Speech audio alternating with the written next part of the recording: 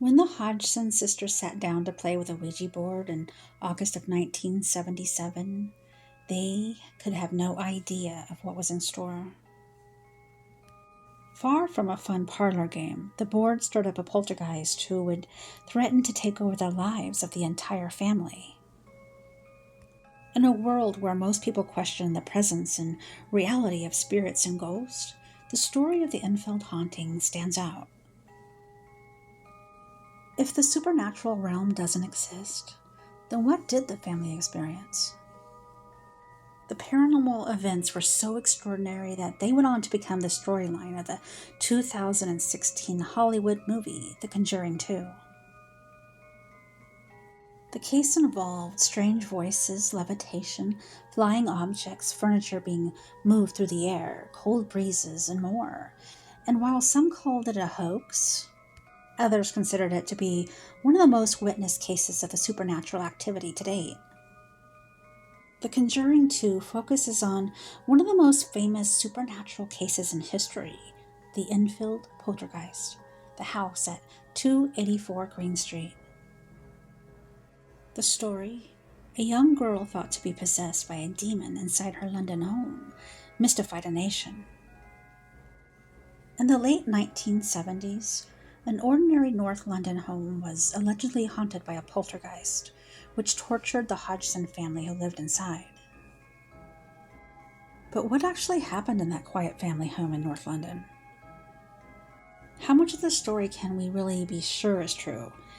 And how much, like with so many Hollywood movies, is just simply fabricated? The Hodgson family, consisting of single mom Peggy and her 4 children, Margaret 12, Janet 11, Johnny 10, and Billy 7, moved into a council house in Enfield, North London. They were not there long before they started to experience strange events in the house. Although there is some doubt as to the exact date on the hauntings, Peggy Hodgson maintains that they began on August 30th of 1977.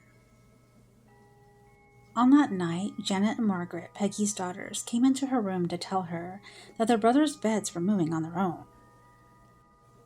They complained not only of furniture moving, but also knocking noises coming from the bedroom walls. The following night, Peggy heard loud noises coming from the upper floor of the house.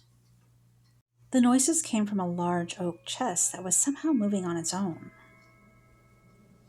When Peggy Hodgson tried to stop the chest from moving, she was unable to stop its progress towards the door. It seemed as if the chest wanted to trap her in. And eerie, otherworldly sounds were coming from the walls. The strange experiences became more frequent from that point and were mostly experienced by the children of the house. Margaret and especially Janet seemed to be the particular target of the poltergeist, and it had been these two that had played with the Ouija board. Janet later admitted that she tried to call a spirit, and it seemed that one had answered.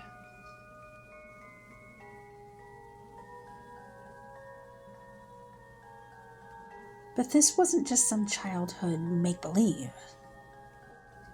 Other adult witnesses, including a policewoman who made a written report, saw the inexplicable paranormal activity in the house. The policewoman saw a chair levitate nearly an inch from the floor and float towards a corner, moving some 4 feet in total. However, despite these credible eyewitness accounts, the police never stepped in to help the Hodgsons. It quickly became clear that the Enfield house was indeed haunted by a poltergeist. The paranormal occurrences started increasing day by day. Knocking sounds ran up and down the walls and ceilings of the house's rooms. The knocking sounds would typically fade in and out, sounding like someone was knocking from the other side of the walls as they moved up and down, seemingly through the walls and floors. This quickly frightened the family to such an extent that they chose to sleep together in one room. Peggy Hodgson went to seek help from her neighbors, the Nottingham family. The Nottinghams also confirmed that they could hear the knocking from the walls and ceiling, which was enough to frighten them as well. Some of the knocking sounds were even recorded on tape. Word got out about the strange events, and the house was visited by magicians, police officers, psychics, paranormal researchers, journalists, who were all trying to make sense of the happenings. Among other things, this ensured that there were many witnesses to the paranormal activity in the house. But worst of all was when the ghost started targeting the children themselves. Janet Hodgson was picked up several times by the ghost levitating in the air. This was even captured in photos by a Daily Mirror journalist named Graham Morris. The photos are somewhat open to interpretation, and skeptics could argue that they only showed Janet jumping from the bed. However, witnesses at the time say that they had seen Janet levitating in the air on multiple occasions.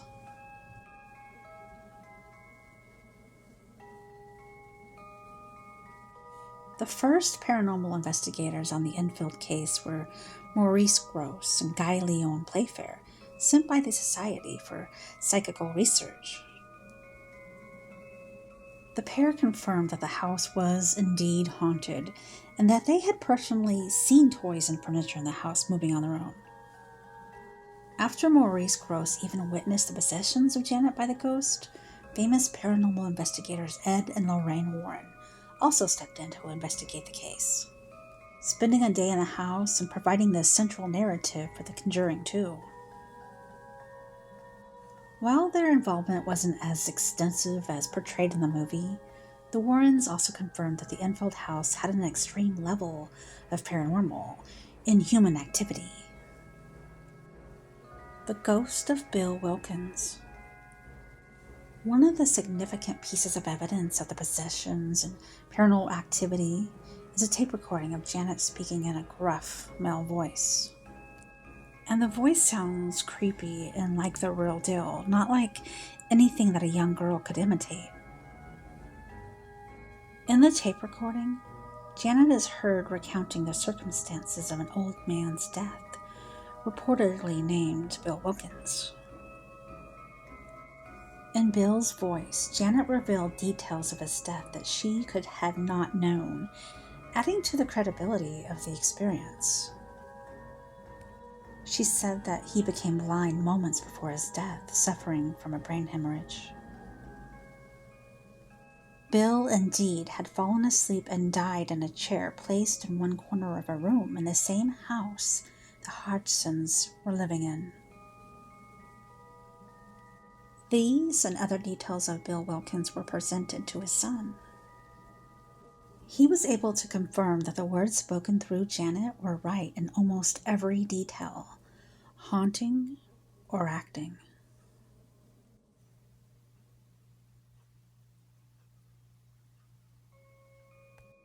The paranormal activity at the house continued for some time.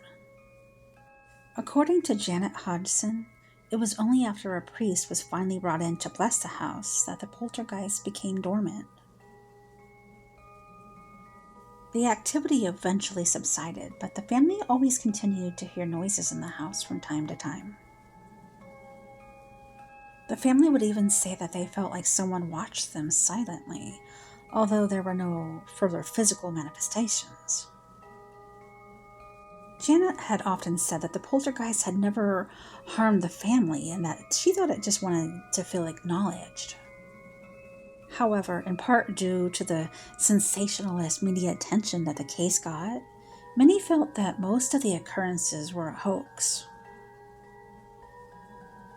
40 years after the original haunting, the events were made famous again by the Conjuring 2 movie. Janet Hodgson later on went to admit that she faked a small number, maybe around 2%, she said, of events in the house, which she said was to test the investigators. However, she was very adamant that the vast majority of occurrences, including all of those experienced by the family, were supernatural in origin. However, an admittance of fakery will always lead to questions about all of the events in the house. More than 30 eyewitnesses later backed him up, describing items that they saw fly through the air and matches that spontaneously burst into flames, and the voice of an old man that was spoken through one of the Hodgson's young daughters. Over time, some have come to see that the Enfield poltergeist was concrete evidence of the paranormal. But others think that the entire haunting was orchestrated by the family who lived in the home.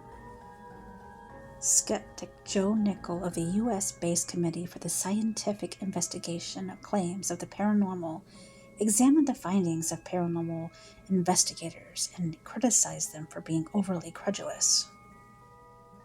When a supposedly disembodied demonic voice was heard, Playfair noted that, as always, Janet's lips hardly seemed to be moving. He states that a remote-controlled still camera, the photographer, was not present in the room with the girls, and timed to take a picture every 15 seconds was shown by investigator Melvin Harris to reveal pranking by the girls. He argues that a photo allegedly depicting Janet levitating actually shows her just bouncing off a bed as if she were on a trampoline. Harris called the photos examples of common gymnastics and said, "It's worth remembering that Janet was a school sports champion." Nickell pointed out that a tape recorder malfunction that Gross attributed to supernatural activity, and which SPR President David Fontana described as an occurrence which appeared to defy the laws of mechanics, was a peculiar threading jam occurring with the older model reel-to-reel tape recorders. He also said that Ed Warren was notorious for exaggerating and even making up incidents in such cases, and often transforming a simple haunting case into one of a demonic possession. Milbourne Christopher, an American stage magician, briefly investigated the Enfield occurrences and failed to observe anything that could be called paranormal. He was dismayed by what he felt was suspicious activity on the part of Janet, later concluding that the poltergeist was nothing more than the antics of a little girl who wanted to cause trouble and who was very, very clever. Ventriloquist Ray Allen visited the house and concluded that Janet's male voices were just simply vocal tricks.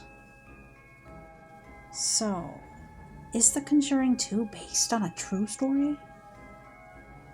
To some, the Enfield haunting was nothing more than a prank, and skeptics claim that Janet made up the voice of Bill Wilkins herself and that her mother encouraged her for attention and fame.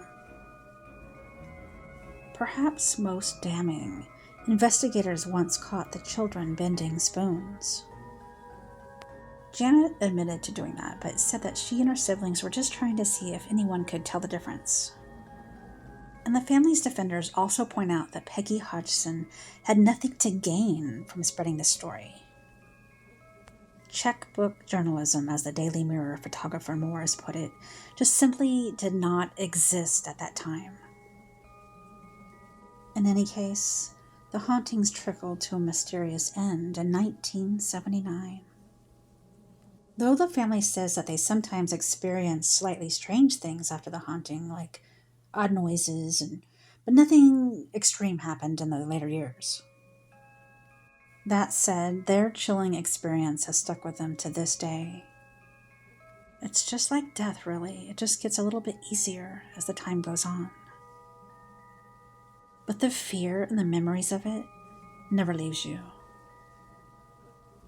And Janet, who experienced most of the haunting, dismisses the views of the skeptics. "I don't care what they think," Janet said. "I know what happened, and I know it was real."